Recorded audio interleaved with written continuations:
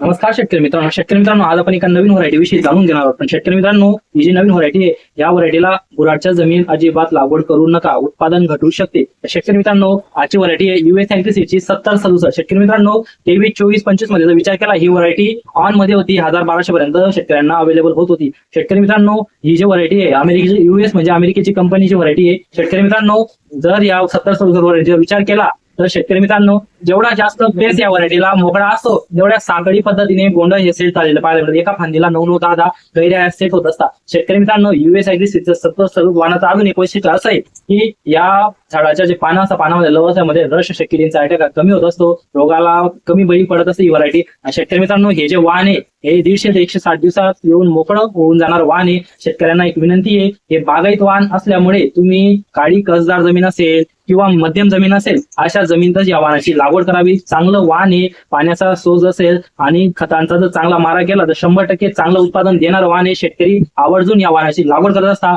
तर शेतकरी मित्रांनो, तुम्ही जर 7067 या वाणाची लागवड केली असेल, कशा पद्धतीने वाण आहे, कसं उत्पादन मिळत असतं, कमेंट करायला विसरू नका. अशा नवीन व्हिडिओ पाहण्यासाठी आपल्या चॅनलला सबस्क्राईब करून घेणे. धन्यवाद.